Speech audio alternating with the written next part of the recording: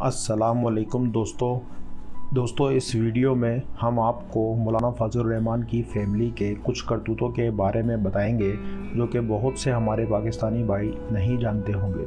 तो दोस्तों सबसे पहले बात करते हैं मौलाना फजल रहमान के दादा के बारे में, जिनका नाम है सूबेदार अब्दुल खालिद सिद्दीक।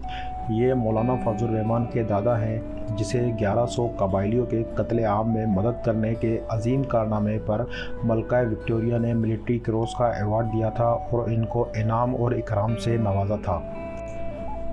दोस्तों ये है मौलाना फजल रहमान का बाप, जिसने सियासी मुखालिफत और दीनी आज़ादारी कायम रखने के लिए मौदूदी मरहूम पर कुफर का फतवा आयद किया था और जमात इस्लामी से ताल्लुक़ रखने वालों को तजदीद निकाह का कहा था, यानी कि जिसने जमात इस्लामी से ताल्लुक़ रखा उन सब के निकाह टूट गए हैं। और इनका एक बड़ा मशहूर फ़िक्रा भी है, वो ये है कि मौलाना फजल रहमान के वालिद साहब ने कहा हम पाकिस्तान बनाने के गुनाह में शामिल नहीं थे।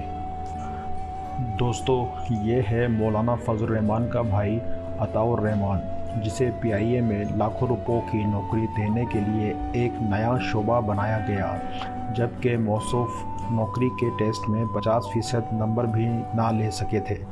और रमज़ान आता था तो ये साहब सरकारी खर्चे पर अमेरिका तरावी पढ़ाने चले जाते थे और वापसी पर लाखों रुपए अपने इलाज के नाम पर बटोरते थे। इनके बारे में बहुत ही एक मशहूर बात है कि ये साहब एक वक्त में एक पूरा बकरा खाने की अहलियत रखते हैं।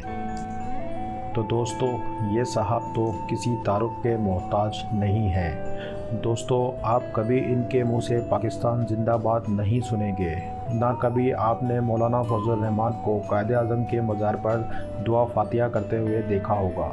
मौलाना फजल रहमान के पास फिजी में 9 अरब रुपए का एक टूरिस्ट रिजॉर्ट है, जिसको इसका बेटा असद महमूद और मिनिस्ट्री ऑफ टूरिज़म का एक रिटायर्ड ऑफिसर फजल महमूद चलाते हैं। रिजॉर्ट में एक कसिनो भी कायम है, जहां बड़े पैमाने पर जुआ होता है और इस कसिनो में दुनिया की 1100 इकसाम की शराब सस्ते दामों दस्तयाब है। दोस्तों वीडियो पसंद आए तो लाइक करें और चैनल को सब्सक्राइब ज़रूर करें। शुक्रिया।